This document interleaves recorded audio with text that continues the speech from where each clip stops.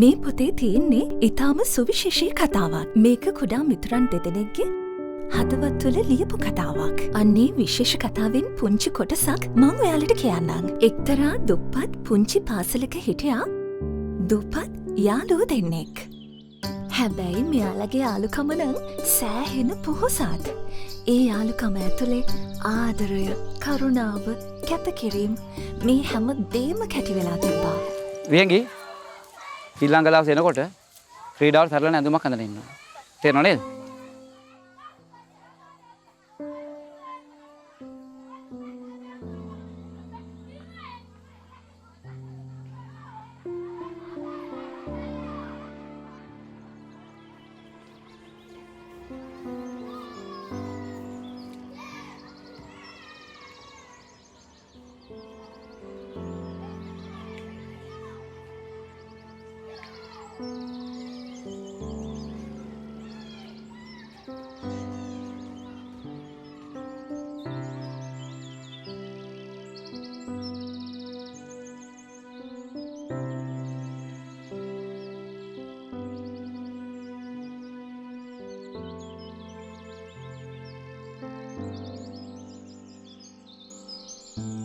විහංගි මලින්දුයි කියන්නේ අපේ පාසලේ පුතේ සම්පතක්.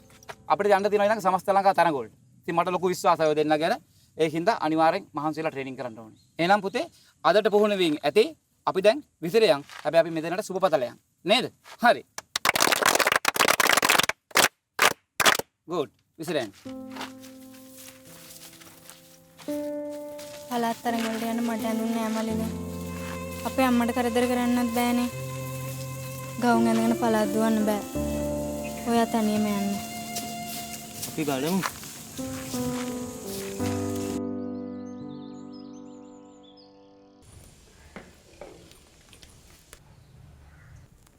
අම්මේ මොනවද අම්මේ හැමදාම උයනකොට කෑම වලට දාන්නේ? ඒ දාන්නේ පුතේ අතීතයේ සිටම පැවතගෙන ආපු අපේ පාරම්පරික විශ්වාසය. පාරම්පරික විශ්වාසය? පිරිසිදු කුළුබඩු නිසා තමයි අපේ කෑම රසයෙන් වගේම ගුණේනුත් වැඩි වෙන්නේ. ඒ ගුණය තමයි පුතාලට ඕනේ කරන පෝෂණය ගෙන එන්නේ.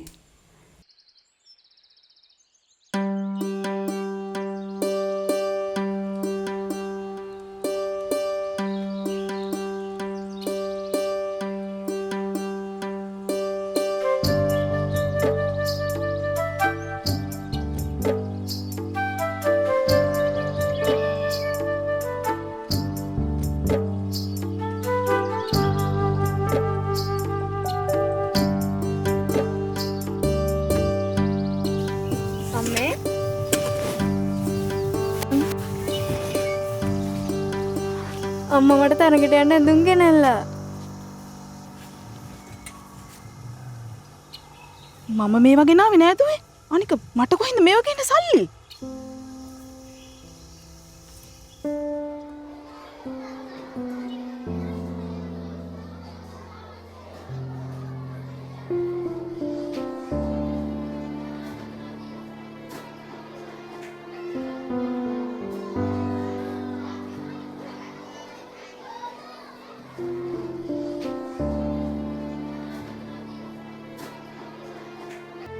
එමනම් අපේ මේ විහංගි දුවයි මලින්දු පුතයි සමස්ත ලංකා තරඟවලට සහභාගී වෙලා අති විශිෂ්ට ජයග්‍රහණයක් ලබාගෙන අපේ මේ පාසලේ නම මුළු රටේම බබලවයි කියලා අපි බලාපොරොත්තු වෙනවා.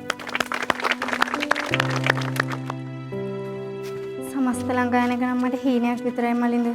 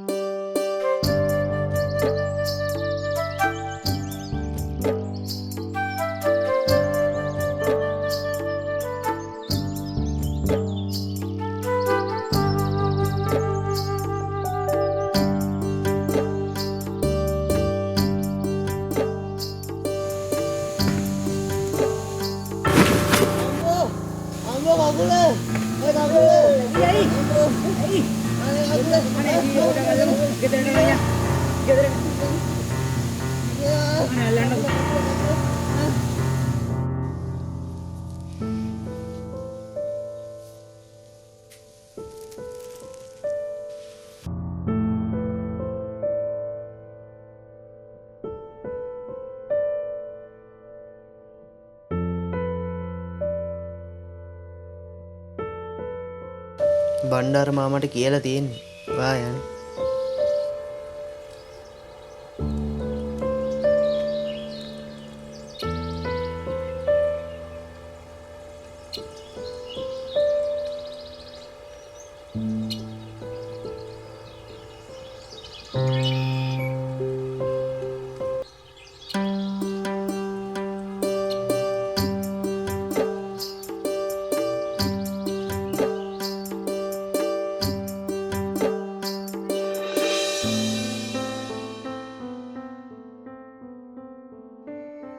ඔයාගේ ආදරය කැපකිරීම කරුණාව කොච්චර බලවත්ද මලින්දෝ අද මම මෙතන ඉන්නේ ඔයාගේ ආදරණීය කැපකිරීම නිසා මං ලංකාවෙන් ගියාට පස්සේ තමයි මේ හැම දෙයක්ම දැනගත්තේ ඔයා මං වෙනුවෙන් කොච්චර කැපකිරීම කළාද කියලා ඒ වගේම මං දන්නවා මාව ආදරෙන් සතුටින් බලා ගන්න පුළුවන් ඔයාට විතරයි කියලා මං ඔයා වෙනුවෙන් ජීවිතේ පුරාම කැප වෙනවා මලින්දෝ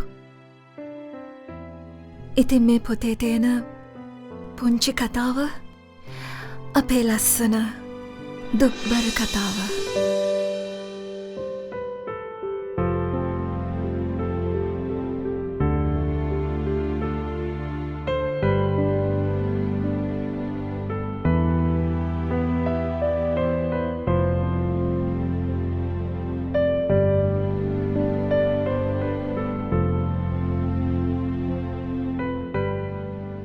රහකුණයට එහා කිය යහකුණ පිරිස් සමාජයකට මාතර ෆ්‍රීලන් යහකුණ සමග විශ්මිත රසය